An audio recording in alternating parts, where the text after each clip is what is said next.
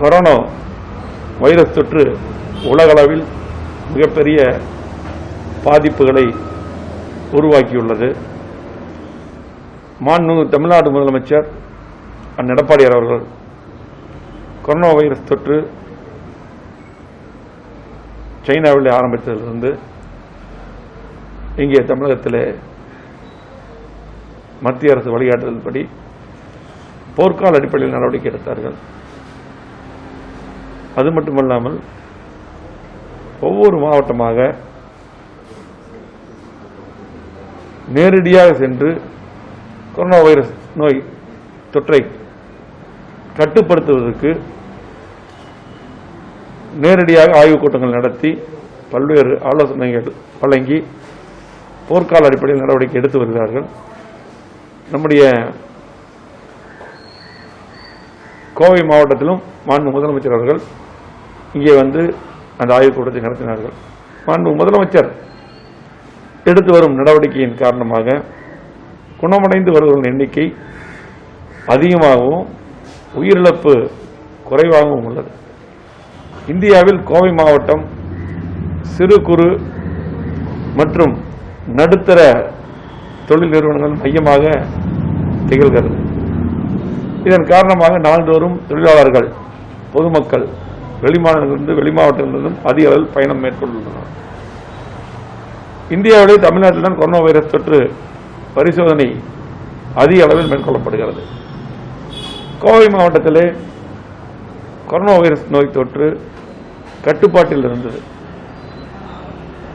சமீப காலமாக வெளி மாநிலத்திலிருந்து வந்தவர்கள் வெளி மாவட்டத்திலிருந்து சென்னை போன்ற வேறு மாவட்டத்திலிருந்து வந்தவர்களால் இன்றைக்கு அந்த தொற்று வேகமாக பரவி வரக்கூடிய சூழ்நிலை ஏற்பட்டுள்ளது. சென்னையிலே தொற்று அதிகமாக இருக்கும் பொழுதும் கூட இன்னைக்கு முதலமைச்சர் மேல் அதே போல பல்வேறு விமர்சனங்களை எல்லாம் துறை மேலெல்லாம் வைத்தார்கள்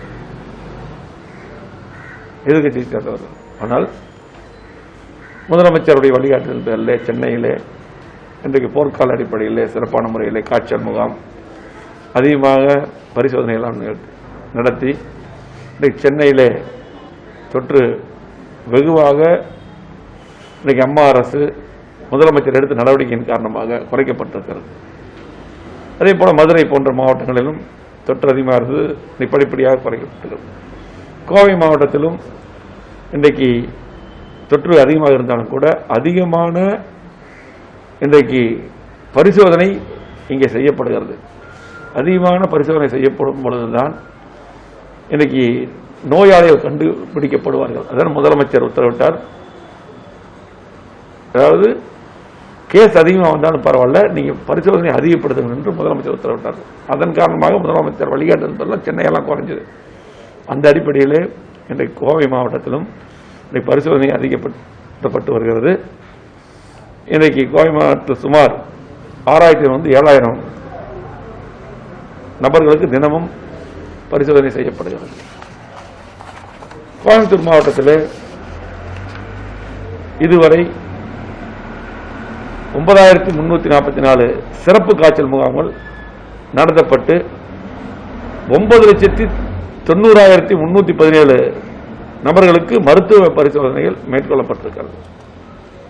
கொரோனா தொற்று பாதிப்பு தடுப்பு பணிகளை மேற்கொள்ள கோயம்புத்தூர் மாவட்டத்தில் மாநகர பகுதிகளை 5 மண்டலமாகவும் ஊரக பகுதிகளை 5 மண்டலமாகவும் பிரித்து மாவட்ட வருவாய் அலுவலர் நிலையில் 5 அலுவலர்கள், துணையாட்சியர் நிலையில் 5 அலுவலர்கள் நியமனம் செய்யப்பட்டு கண்காணிப்பு பணி மேற்கொள்ளப்பட்டு வருகிறது. கோயம்புத்தூர் மாவட்டத்தில் இதுவரை 2,62,412 நபர்களுக்கு கொரோனா வைரஸ் தொற்று பரிசோதனை மேற்கொள்ளப்பட்டதில் தற்போது வரை 20,393 நபர்களுக்கு இன்றைக்கு வைரஸ் தொற்று உறுதி செய்யப்பட்டிருக்கிறது. அவர்கள் மருத்துவமனைகள் சிகிச்சை பெற்று 16,000 162 நபர்கள் நோய் தொடர்பில் இருந்து இன்றைக்கு பூரண குணமடைந்து வீடு திரும்பியுள்ளனர். பல்வேறு நோய் இருந்த காரணத்தினால் 332 நபர்கள் கொரோனா வைரஸ் தொற்று பாதிக்கப்பட்டு சிகிச்சை பலனின்றி உயிரிழந்துள்ளனர். இது கூட பார்த்தீங்கன்னா கொரோனா வைரஸ் தொற்று மட்டுமல்ல, பல்வேறு நோய்கள் அவர்களுக்கு இருந்த காரணத்தினால் இந்த அவர்கள் இறப்புக்கு ஒரு காரணம் இருந்தாலும் கூட இந்த காய்ச்சல் முகாம் எதுக்கு நடத்துறோம்னா உடனடியாக வீடு வீடாக போய் தேடி கண்டுபிடிச்சு கொண்டு வரோம். அதே போல பொதுமக்களும் காய்ச்சலோ தலைவலியோ இருக்கிற உடனடியாக நீங்கள் வந்து பரிசோதனை செய்து அப்படி இருந்தால் உடனடியாக நீங்கள் மாவட்ட நிர்வாகத்தை அணுகி நீங்கள் நேராக வந்துடணும். அப்படி ஆரம்ப கட்டத்திலே வந்துட்டால் கண்டிப்பாக நம்ம உயிரை காப்பாற்றிடுறோம். கோவை மாவட்டத்தில் இந்த சிறப்பான முறையிலே நம்ம சிகிச்சை தரோம். பார்த்தீங்கன்னா இந்த இஎஸ்ஐ மருத்துவமனை, அதே போல இன்றைக்கு கொடிசியா வளாகம், அதே போல இன்னும் ஈசா யோகம், அதே போல பார்த்தீங்கன்னா காருண்யா, இன்றைக்கு பல்வேறு கல்லூரிகள் இன்னைக்கு பல்வேறு இடங்கள் நம்ம வந்து படுக்கையை ரெடி பண்ணி இப்போ 9178 படுக்கை வசதிகள் ஏற்படுத்தப்பட்டிருக்கிறது. அது மட்டும் இல்லாமல் தற்போது பார்த்தீங்கன்னா சிகிச்சையில் 3454 பேர் சிகிச்சையில் உள்ளனர். மேலும் கொடிசியா அரங்கத்தில் அமைக்கப்பட்ட சித்தா முறை சிகிச்சை மையத்தில் 591 நபர்களுக்கு சிகிச்சை அளிக்கப்பட்டு வந்தது. இதில் தற்போது 432 பேர் பூரண குணமடைந்து வீடு திரும்பியுள்ளார்கள். 159 நபர்கள் மட்டும் தொடர் சிகிச்சையில் இருக்கிறார்கள். கோயம்புத்தூர் மாநகர மற்றும் ஊரக பகுதிகளில் விழிப்புணர்வு துண்டு பிரசாரங்கள் 320 பிரச்சார வாகனங்கள் மூலம் பொதுமக்களிடையே விழிப்புணர்வு ஏற்படுத்தப்பட்டு வருகிறது. அதே போல கோவை மாவட்டத்திலே இந்த தொற்று வந்த நேரத்திலிருந்து தீவிர நடவடிக்கை எடுக்கப்பட்டு முதலமைச்சர் வழிகாட்டுதல் பேரில் முதலமைச்சர் நேரடியாக வந்து இங்கே ஆய்வு கூட்டம் நடத்தி உத்தரவிட்டார். அதே போல 2 முறை நம்ம ஹெல்த் மினிஸ்டர், ஹெல்த் செக்ரட்டரி எல்லாம் கூப்பிட்டு வந்து ஆய்வு கூட்டம் வாரம் தொடர்ந்து என்னுடைய தலைமையில் ஆய்வு கூட்டம் நடத்தப்பட்டு பல்வேறு வழிமுறைகள் பின்பற்றப்பட்டு இந்த கட்டுப்படுத்துவதற்கு பல்வேறு நடவடிக்கை எடுக்கப்பட்டு வருகிறது. கொரோனா வைரஸ் நோய் இன்றைக்கு கோவை மாவட்டத்தில் இருக்கிற நோயாளிகளுக்கு, அதே போல மருத்துவர்களுக்கு பார்த்தீங்கன்னா இன்னைக்கு மருத்துவர்கள் இந்த கொரோனா வைரஸ் நோய் தொற்றில் சிகிச்சை அளிப்பதில் அவர்களுக்கும் எல்லாத்துக்குமே இந்த வைரஸ் தொற்று பயம் இருக்கிறது. அவருக்கு தேவையான வசதிகள் செஞ்சு கொடுத்துருக்கிறோம். மருத்துவர்களுக்கு அவர்கள் தங்குவதற்கெல்லாம் ஸ்டார் ஹோட்டலில் ரூம் போட்டு கொடுத்து அவங்களுக்கு என்னென்ன வசதி வேணுமோ செஞ்சு கொடுத்துருக்கிறோம். ஏன்னா இன்னைக்கு மருத்துவர்கள், உள்ளாட்சி பிரதிநிதிகள், அதே போல பார்த்தீங்கன்னா பல்வேறு இதுக்காக ஒத்துழைத்த பல்வேறு பிரதிநிதிகள், சுகாதார பணியாளர்கள் அத்தனை பேருமே, அதே போல மருத்துவ பணியாளர்கள், செவிலியர்கள், இவங்க எல்லாருமே அர்ப்பணிப்போடு பணியாற்றி வருகிறார். ஆகவே அவர்களுக்கு தேவையான வசதிகள் செய்து கொடுக்கப்பட்டது. அதே போல இன்றைக்கு கோயம்புத்தூர் மாவட்டத்தில் பார்த்தீங்கன்னா இஎஸ்ஐ, கொடிசியா போன்ற அரசு உருவாக்கக்கூடிய அந்த மருத்துவ மையங்களில் நோய் எதிர்ப்பு சக்தியை அதிகரிக்கும் வகையில் உணவுகள் தொடர்ந்து வழங்கப்பட்டு வருகிறது.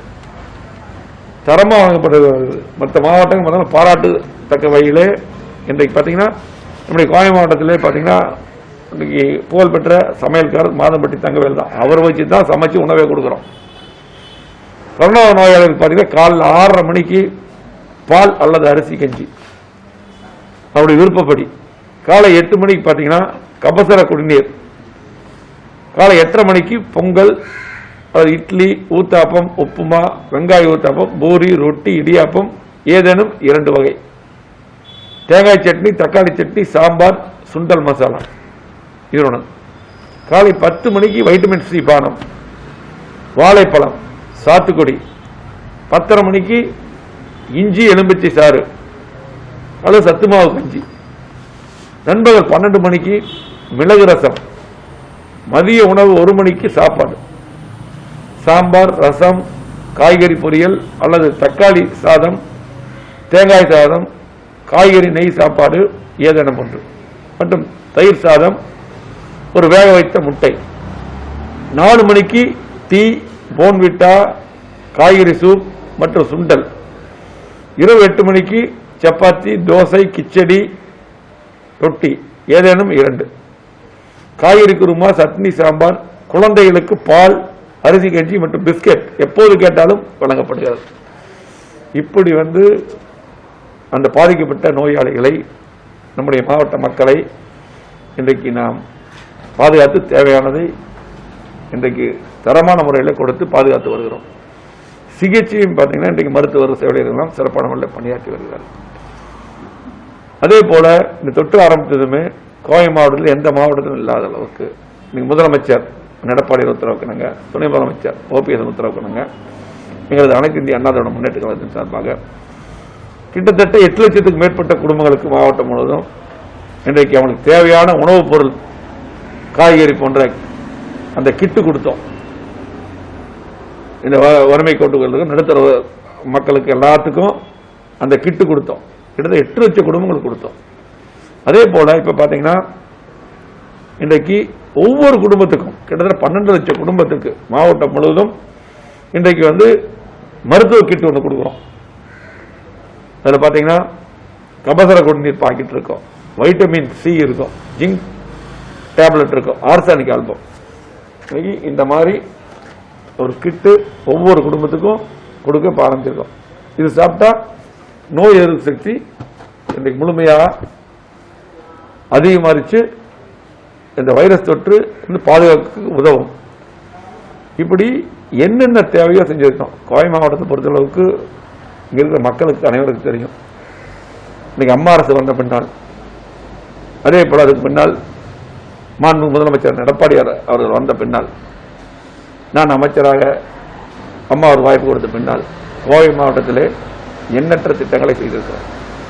50 ஆண்டு காலத்தில் இல்லாத வளர்ச்சியை கோவை மாவட்டத்துக்கு கொடுத்துக்கிறோம். மனசாட்சியோடு எங்களுக்கு அம்மா அவர்கள் தந்த பதவியை மாவட்ட மக்களுக்கு இன்றைக்கு என்னென்ன திட்டங்கள் கொண்டு வர முடியும் அத்தனை திட்டங்களும் கொண்டு வந்து கொடுத்துருக்கோம். இன்னைக்கு இந்த அளவுக்கு வளர்ச்சி எங்கேயும் கிடையாது. அந்த அளவுக்கு கொண்டு வந்திருக்கோம். இன்னும் கொண்டு வந்து சிறப்பான முறையில் பணியாற்றுகிறோம். இந்த கொரோனா வைரஸ் நோய் தொற்று இன்றைக்கு அமெரிக்கா போன்ற வளர்ந்த நாடுகளில் கட்டுப்படுத்த முடியாமல் இருந்தாலும் நம்முடைய முதலமைச்சர் எடப்பாடியார் அவர்கள் இன்னைக்கு அவர் உயிரை பற்றி பயப்படுறதில்லை, தன்னை பற்றி பயப்படுறதில்லை, துணிச்சலாக மாவட்டமாக போய் பல்வேறு சுழன்று பணியாற்றி வருகிறார்கள். அதே போல் நாங்களும் படித்தான் எங்கே வேணாலும் போகிறோம். இன்றைக்கு மாவட்ட மக்களை காக்க வேண்டும், தமிழ்நாட்டு மக்களை காக்க வேண்டும் என்பதுதான் குறிக்கோள். எங்களை பொறுத்த கோவை மாவட்ட மக்கள் என்றைக்கும் அம்மா எப்படி காத்தார்களோ அதே போல மாவட்ட மக்கள் எங்கள் மேல் அன்பு வைத்திருக்கிறார்கள், எங்களை எல்லாம் உருவாக்கி இருக்கிறார்கள். அவர்களுக்கு இந்த திட்டங்கள் மட்டுமல்ல, இதிலிருந்து முழுமையாக நாங்கள் கேட்டுக்கொள்வதெல்லாம் ஒன்றுதான். மாவட்ட மக்கள் விழிப்புணர்வு நடவடிக்கை நாங்கள் எடுத்தாலும் கூட தனி மனித சுகாதாரம், சமூக இடைவெளி, வெளியில் செல்லும் போது கட்டாயம் முகக்கவசம் அணிய வேண்டும். வெளியில் சென்று திரும்பிய பின் கைகளை சுத்தமாக, கை கால்களை சுத்தமாக கழுவ வேண்டும். இன்னைக்கு பார்த்தீங்கன்னா இது முழுமையாக மாஸ்க் போட்டுட்டு எதிர்க்க வரவங்க மாஸ்க் போட்டு முகக்கவசம் போடுறவங்க மட்டும் நீங்க பேசுங்க. முகக்கவசம் போடலைன்னா உங்கள்கிட்ட பேசாதீங்க, எந்த வேலையும் பேசாதீங்க. முகக்கவசம் இருந்தால் நமக்கு 95% தொற்று வராது. அதே அதை நல்ல முறையில் நம்ம ஃபாலோ பண்ணா மிகப்பெரிய உதவியா இருக்கும். இன்றைக்கு பார்த்தீங்கன்னா இன்னைக்கு போக்குவரத்தெல்லாம் இன்னைக்கு நம்ம எல்லாமே விடக்கூடிய சூழ்நிலை வந்துருச்சு. அதே போல இன்னைக்கு எல்லாமே மற்ற மால்கள், கடைகள் எல்லாம் இன்னைக்கு எப்ப போல இயங்கக்கூடிய ஒரு சூழ்நிலை உருவாயிருக்கு. இப்ப அதிக கவனமா இருக்கணும். அதிக கவனமாக இருந்து நம்ம எச்சரிக்கையா இருந்தா கண்டிப்பாக இந்த தொற்றிலிருந்து காத்துக்கலாம். கண்டிப்பாக இன்னைக்கு அதிகமான நம்ம டெஸ்ட் பண்றோம். இன்னைக்கு டீம் ஃபுல்லா போட்டுட்டோம். இன்னைக்கு ஒவ்வொரு பகுதிக்கும் குழு போட்டோம். காய்ச்சல் முகாம் இன்றைக்கு தொடர்ந்து தினமும் அதிகமான முகாம் நடத்துறோம். வீடு வீடா போய் செக் பண்ற டீம் போட்டோம். ஆகவே முழுமையாக இந்த தொற்றை படிப்படியாக குறைத்து விடுவோம். ஆனால் நம்முடைய பொதுமக்களுடைய ஒத்துழைப்பு முழுமையாக தேவை. எங்களை பொறுத்தளவுக்கு புறத்தில் அம்மா எங்களை உருவாக்கி இருக்காங்க. எங்களுடைய மக்களை, கோவை மாவட்ட மக்களை கண்டிப்பாக கண்ணின் இமை போல் வைத்து காப்போம். அதுக்கு முழுமையான ஒத்துழைப்பு, உங்களுடைய ஒத்துழைப்பு கண்டிப்பாக தேவை. எத்தனையோ விமர்சனங்கள் இன்னைக்கு பார்த்தீங்கன்னா எதிர்கட்சி அவங்க எதுவுமே செய்யல, ஆனா என்ன வேணாலும் ஒரு தவறான பொய்யான விமர்சனங்களை செய்யறாங்க. அதெல்லாம் புறந்தள்ளிவிட்டு எங்களுக்கு ஒரே ஒரு குறிக்கோள் மக்களை காப்பது, கோவை மாவட்ட மக்களுக்கு எண்ணற்ற திட்டங்களை கொண்டு வருவது. அதே போல நான் வகித்து வரக்கூடிய உள்ளாட்சித் துறையிலும் பல்வேறு சாதனைகளை கிட்டத்தட்ட 130க்கு மேல் விருதுகள் பெற்றிருக்கிறோம். இப்பொழுதும் கூட 11 விருது ரெடியா இருக்குது. கொரோனானால தான் இந்த வந்து 11 விருது வாங்கியிருக்கோம் மத்திய அரசு. அம்மா அவர்கள் தந்த பதவியை மக்களுக்காக சிறப்பான முறையில் பயன்படுத்துகிறோம். மீண்டும் ஒரு முறை கண்டிப்பாக முகக்கவசம் அணிய வேண்டும், தனிமனித இடைவெளி கடைபிடிக்க வேண்டும், கைகளை சோப்பு போட்டு சுத்தமாக கழுவ வேண்டும். கண்டிப்பாக இதை கடைபிடிக்க வேண்டும். முதலமைச்சர் எடப்பாடியார் அவர்கள் சொன்ன உத்தரவை கடைபிடிக்க வேண்டும் என்று கூறி விடைபெறுகிறேன். நன்றி, வணக்கம்.